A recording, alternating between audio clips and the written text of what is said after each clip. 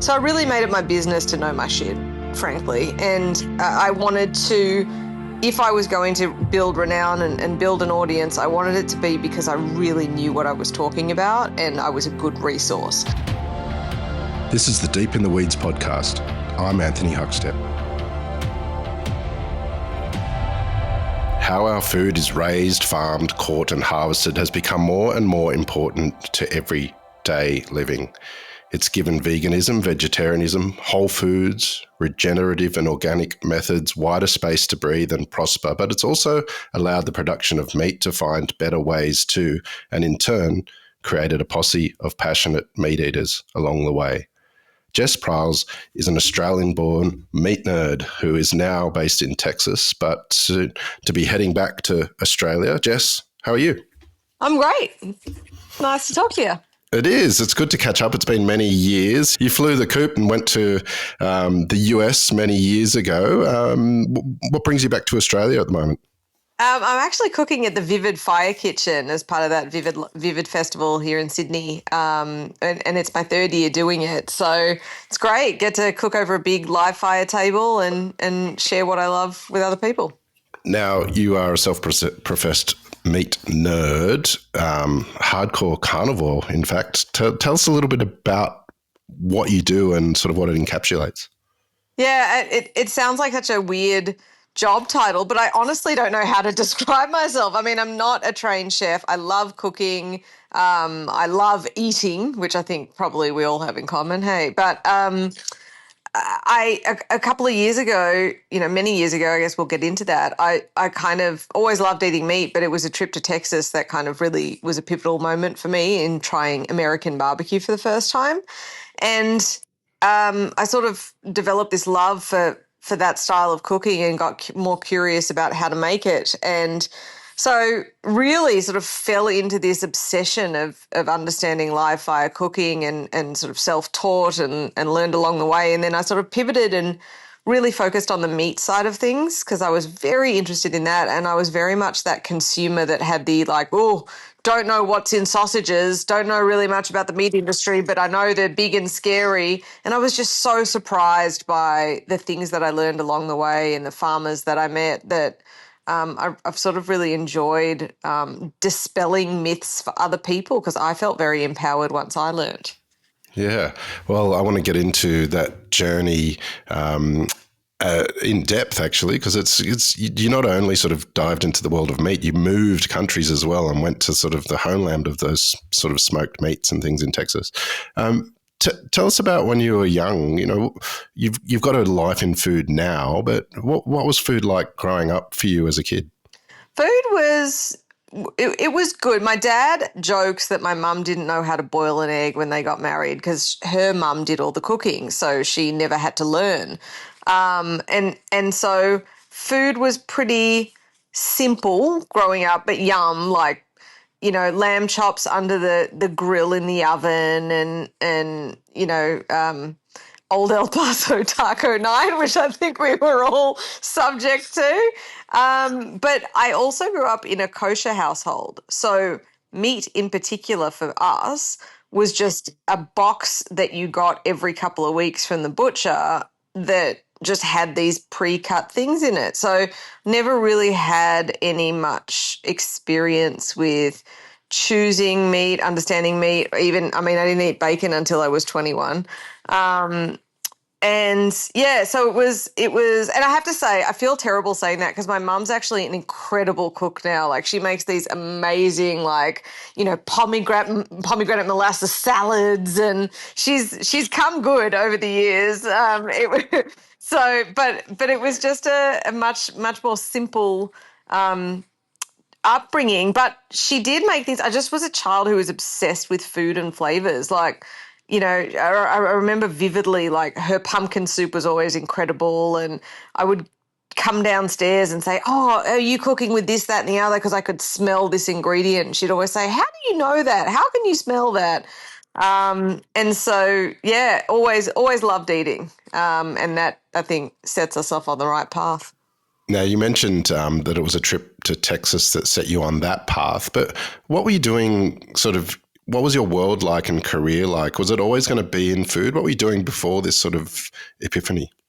I really was trying to find my place in the world. I started by going to uni for an arts degree and going, oh shit, don't know what I want to do. And then I sort of pivoted to a communications degree, and I was like, well, I guess that, this is a little bit more of a direction. But I hated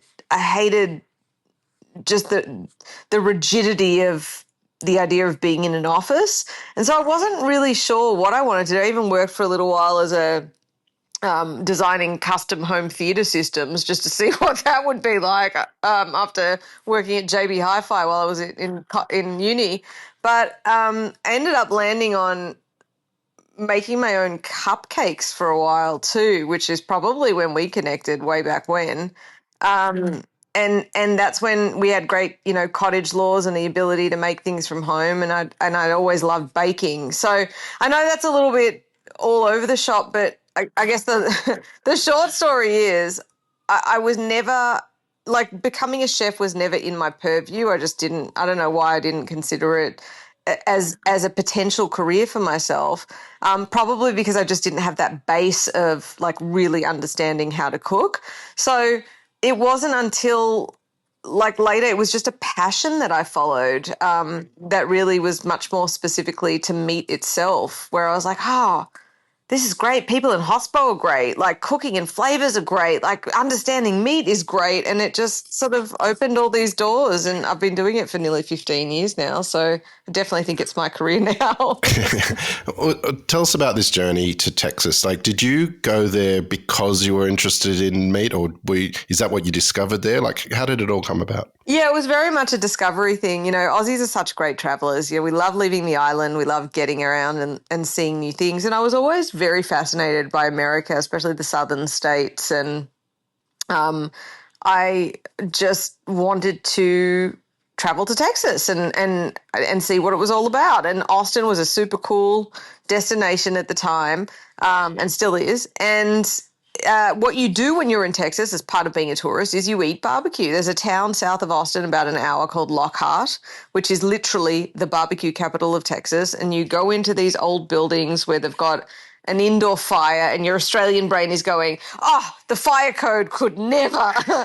And, they've got these big pits and the walls are jet black with soot from just decades of being this indoor barbecue joint. And we'd never had anything like that in Australia at the time, that the slow smoked meats. And I remember the very first time I had barbecue, I had a beef back rib, and it reminded me of when my mum used to make those lamb chops under the grill. The best part was the crispy membrane along the bone that you sort of nibbled on at the end. And this was like a brontosaurus version of that, And then it was just like, holy shit, how do I eat more of this all the time?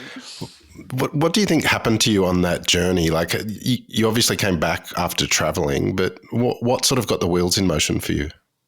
Two things kind of happened at once, which was at the same time as falling in love with this particular cuisine. I really fell in love with Texas. Austin was such a cool town, this really sort of big, small city, very much about independent businesses. So I wanted to go. I went back. I went back the next year and just thought, oh, I guess I'll eat more barbecue. And I was there. And these two things sort of happened at the same time, where I really developed a community and incredible friends in Austin, and would keep going back and would keep going back. And then as I kept going back, I've always enjoyed writing. So I started a blog. I started a blog called Burger Mary, for anyone who remembers that back in the day. And it was because I was eating burgers and Bloody Marys when I was over there a lot too. My name was not Mary, has never been. So I started just really chronicling my journey, because I just really enjoyed doing that and loved taking photos, and that gave me a platform at a very, very strong time when I'd say social media was a much more positive place. Twitter allowed so many of us, especially in the Australian community, to really connect with each other. I mean, I think that's how you and I met back in the day and connected. And it also allowed me to connect with a lot of ag people as I was sort of on this meat journey. So I was posting about things that I was experiencing over there, and then really sort of pivoting into talking about the barbecue as well. And then at the same time, that little seed of American style barbecue was just germinating in Australia. So I started getting a lot of people come to me as the reference point because I was sort of this girl who was going back and forth to Texas and had all this info that people were sort of thirsty for. And yeah, it started like that, and then I decided like I'm not really happy being the sort of journalist side of things anymore. I'd like to really understand more about the cooking side, and I pivoted to starting to ask pitmasters, hey, can I learn from you? Can I cook with you? Can I basically stage with you? And that's when things really changed for me in terms of really getting into it and understanding the how and why, not merely sort of reporting on it. And I remember, so the big pivotal moment for me was I came back from one of these trips and I went to my butcher, Neil's Meats in Paran Market, and I was like, I'll have a brisket, thanks.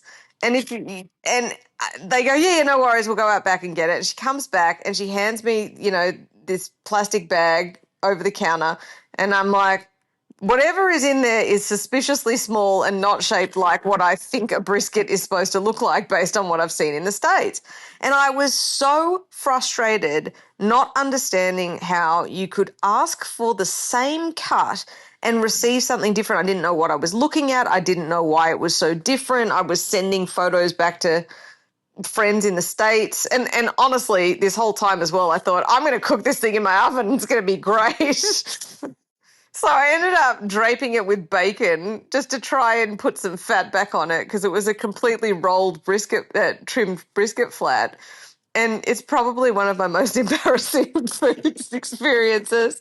But man, it set me off on a path of like just this hunger for knowledge of like, hang on, why is it different? And that unlocked all of these doors to like, oh, cattle breeds are different between the countries and how we raise them and how we feed them and the genetics and all that kind of stuff. So that was like unlocking a whole new door. Tell us a little bit about, you said you sort of wanted to learn from pitmasters and understand in depth. Are there some sort of tips and things that you can run through that you learned in those early days about the art of barbecue?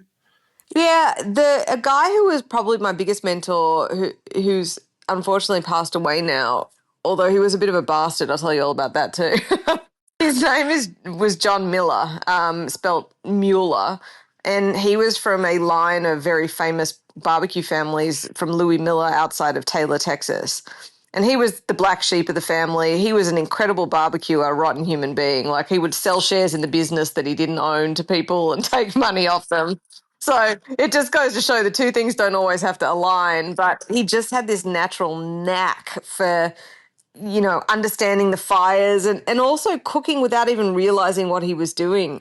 What's really interesting about Texas barbecue and looking at people like Tootsie Tamanitz, who's the very famous female pitmaster from Snow's Barbecue, she's in her 90s now, they didn't necessarily try to understand what they were cooking, but they just had this intuition from years of experience. So John, he sort of pioneered the technique of cooking a brisket by starting with a really hot fire and then letting it die down and holding temp overnight because he would just lock his pits up and go home and let the fire go. But then he saw how it would affect the brisket. So I learned from him, especially about the cooking techniques, the fire management, cutting the brisket, trimming the brisket, and it was really a whole new world.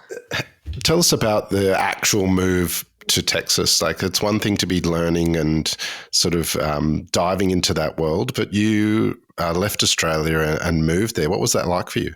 It was a little bit scary, but I'd gotten to the point where I was involved in I helped co-found the Australasian Barbecue Alliance, which runs a lot of competition barbecues. We sort of started trying to do that and be a resource. And then over the years, I've sort of become more interested in more traditional, what I call restaurant style barbecue and just live fire cooking. So grilling, charcoal grilling. But I'd done that at the time. I was the person to host the barbecue competitions. I was the go-to for media. And I thought, I don't know that it's going to get bigger than this in Australia. And I don't know that, I feel like I kind of want more. And I just thought, and I'm not exactly sure what I'm going to do, and I'm not exactly sure what I'm going to call myself or what I'm planning, but I just feel that I need to be in Texas and see what happens. And so sort of the only thing I really did professionally before I moved was, I had to apply for a visa and obviously get permission to move, but I rebranded my website under my own name and really focused on making it about my recipes and my experiences rather than just writing about restaurants like a food blog. And yeah, and sure enough, it turns out that America is the land of opportunity. And it just started happening. I mean, influencers weren't even a thing back then, and I certainly like to consider myself as a little bit more well-rounded than just influencer, but it's definitely a part of what I do. Well, what was the landing like for you in Texas? How did they take to an Aussie coming in and sort of diving into that world? That's a good question. From a moving perspective, it was probably the least traumatic international move ever because I'd been traveling to Austin so much that I had friend groups. I knew exactly where I wanted to live. It was just the most natural fit. And at the same time, a lot of my audience that I had been building online were Texans because Texans love anyone who loves Texas as much as they do. They don't have that sort of like exclusionary, like, oh no, this is ours and you can't have any. And tall poppy doesn't exist in the States either. So they really get around people who champion for themselves and are trying to do a good thing and lift them up. So I honestly didn't receive any pushback, and they love Aussies, right? Like there's a meme going around that says Australians are just British Texans. Try and convince me otherwise. So it was just like there was just really little to no resistance. I mean, every now and again I get a surly, keyboard warrior tell me how women can't barbecue or grill, and I just laugh thinking about them living in their mum's basement and carry on with my day. Well, it's an interesting point, getting a keyboard warrior like that make that comment because the world of meat and barbecue, historically, there's a perception that it's very masculine and male dominated. What's your experience as a woman been like in the meat industry?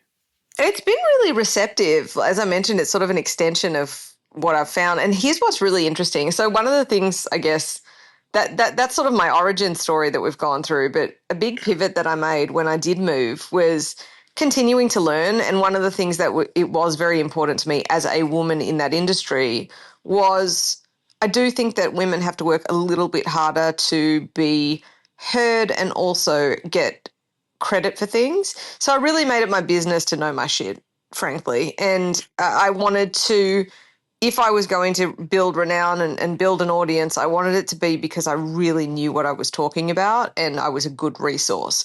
So I kept learning and kept exploring, and that led me down a path to learning about meat science, which I didn't even realize or know was a thing that you could study at university. And I ended up in 2021 going back to school online at Iowa State University and doing a graduate certificate in meat science. So one of the things that I've seen from that is that there are so many women in meat science. It's fascinating, and it's nearly like they just function behind the scenes because we see butchers that are mainly men just because it's a different physical job.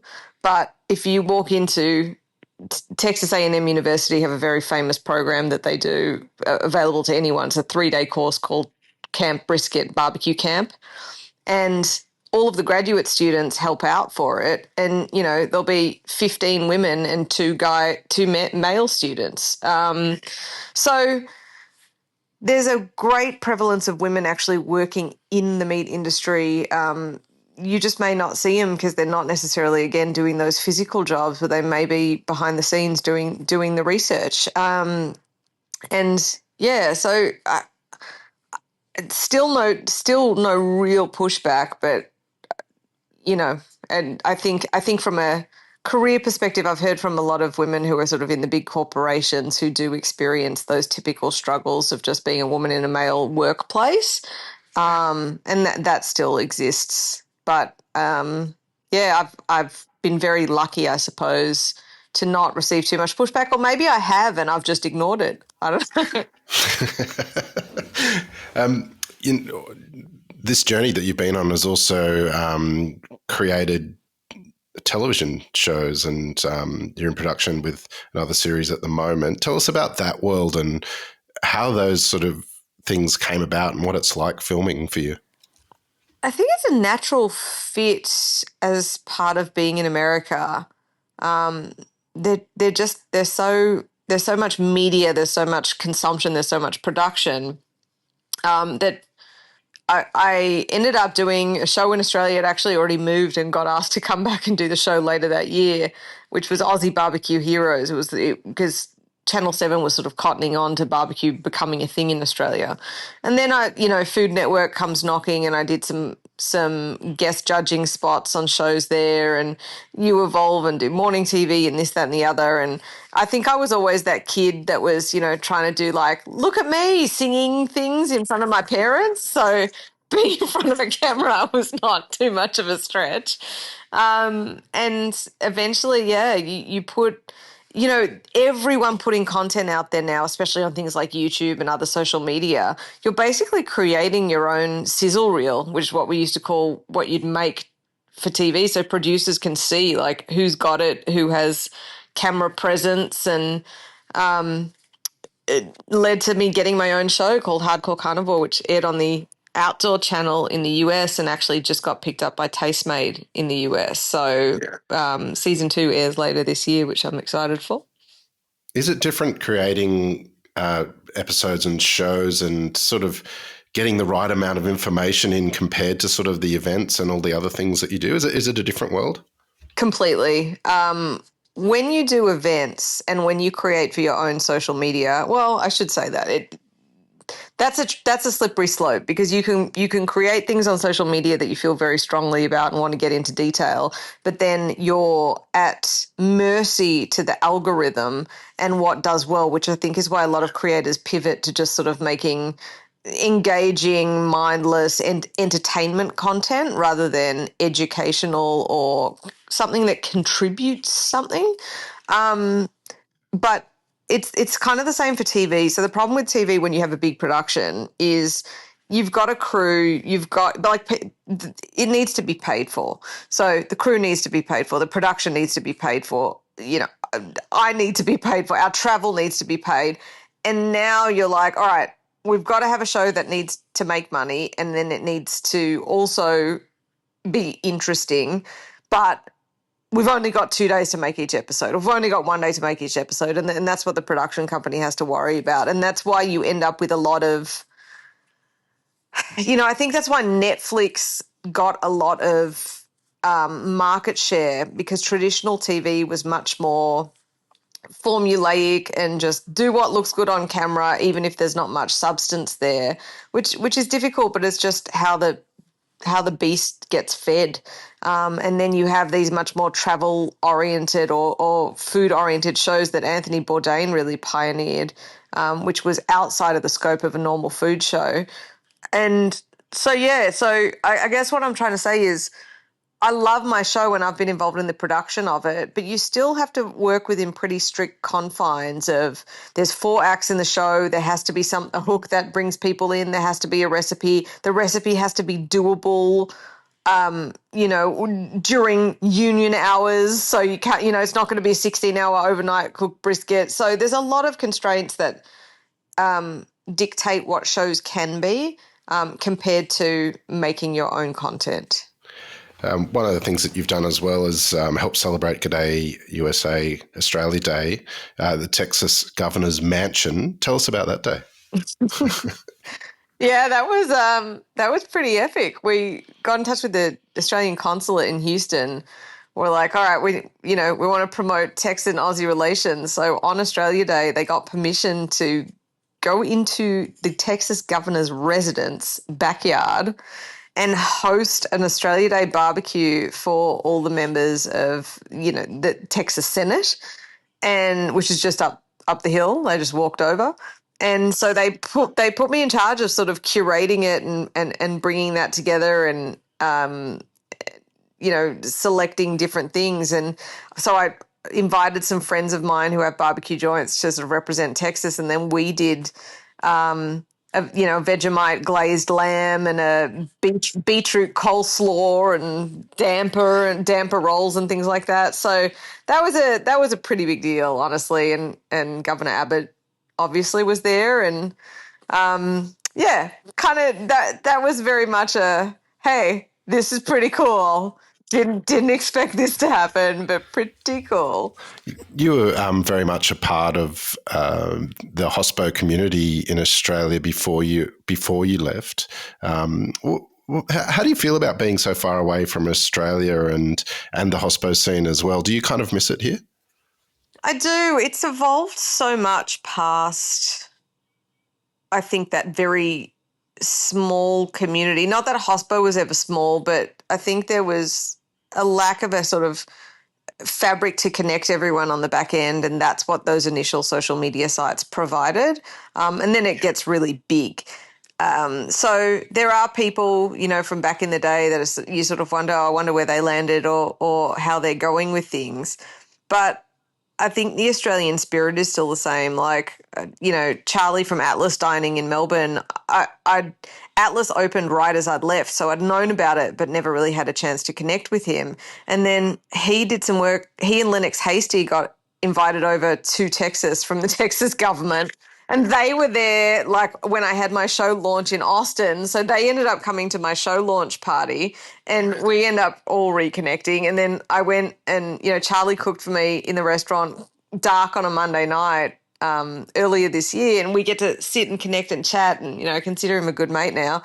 And it's just one of those things that, like, chatting to him just reminded me, especially as you talk about it, of just all those hospo people. Like, it's still that same great Aussie attitude. It's still that same very warm, giving environment. So even though I think maybe some of the players and relationships change over the years, the spirit remains the same. Yeah. You've got quite a few things going on sort of all over the globe, but what's a day-to-day for you like back in Texas? Hectic. Hectic. Along the way, I ended up founding a company by accident. I ended up coming up with a seasoning brand called Hardcore Carnivore because I had an idea for one seasoning that used activated charcoal. It was really, really hot at the time, being used in health food shakes, and Burger King or Hungry Jack's had a Halloween bun in the States that was black with activated charcoal. And I thought, that would be so interesting in a rub because of the texture as well. So ended up kind of putting that out because I had this engaged audience who were kind of interested in, the 3 novelty T-shirts that I was selling at the time. And all of a sudden it went off. And I honestly credit my Australian palate with having a lot to do with that. I think traditionally American flavors are very in your face, like, you want a steak seasoning, here's a steak seasoning. It's going to have garlic and it's going to have all the WWE wrestler in the bottle coming out at you. Just like intense over the top flavors, like super sugary sauces, things like that. And I think that we have a much more refined palette in Australia based on the quality of ingredients. So we're really taught to let ingredients shine for themselves and work around them. And so Hardcore Carnivore, we've got 9 flavors in the line and grilling accessories and all kinds of things that are all based on stuff that I've used in my kitchen, or the rubs are recipes that I've made in my kitchen. And I think that they've resonated because they really do work with the meat rather than just flavor the meat with a different flavor that masks what the raw product is all about. So on a day-to-day basis, it'll be, what do I need to do for the business? Because we're sold all over the world now, which is pretty awesome too. So it'll be checking in their R&D, any marketing asks on there, A lot of emails, trying to sign off on things. We've got a sausage line with a grocery store that's exclusive in Texas, so dealing with that, dealing with everyday life like doctor's appointments and things like that, trying to film content, trying to come up with ideas for content, taking calls. So it gets kind of crazy, and then I travel a lot too. So was in Australia last month, hosting the Australian Wagyu Branded Beef Awards. And then when you travel, obviously that takes you away from your desk, and so there's always a nice build up when you get back. So, and I'm writing a book. I'm writing my second cookbook, and trying to figure out how to film more TV. So, look, I'm tired, but I'm happy. Tell us a little bit about what you're doing at the Vivid Fire Kitchen. And do you sort of have a spin or a sort of an innovative approach to smoking and grilling that will be on show? So the Fire Kitchen's so cool. Vivid, for anyone who's not familiar, Vivid Sydney is this festival that started as, you sort of say, oh, well, they project all these really cool light shows onto the Harbour Bridge and the Opera House. And oh, yeah, cool. But it's all of these interesting light installations all around the harbours. So you can walk around and see all these cool things. And it was a way for them to do something during the colder months. And it's become the second biggest thing in Sydney since New Year's Eve. So everything is really just about sort of these art installations. And then they decided to add Fire Kitchen and the concept of live fire cooking, given that it's this light source at night, and sort of that theatre and that art. So that got introduced 3 years ago and has just been absolutely going guns, which I just think is so special. So there's this giant fire table that Pitmaster Adam Roberts runs the stage, and he brings in this. It's like on this huge trailer, and it's got hanging things and a Argentinian style parrilla and all these shelves, and you build these coals and do all this fun stuff. And my cooking style has always been, given sort of where I've come from, translating things and simplifying things for people to really give it a go at home themselves. So I try and walk that balance between impressive things like, a tomahawk or something like that, but saying like, you can give it a go. It's not that hard. Like you should do this in your own home. You'll love it. It's easy. So that's always sort of been my approach, a bit less showmanship and a bit more usability. Well, you've got a hell of a lot going on, and a lot more that we're going to see from you as well. What do you love about what you do? I love the people that I get to meet, because there's so many people involved in all aspects of, barbecue and meat production, meat science. It's been quite an honour going from, a girl who would only see animals once a year at the Royal Melbourne Show to somebody who's been on, farms all over the world and really has, to have had that retrofitted understanding of how cattle production works, from everything from, AI, which does not mean artificial intelligence in the cattle business, all the way through to, farmers or cow-calf ranchers, as they call them in the States, all the way through to walking the floor at many slaughterhouses to understand what that looks like too.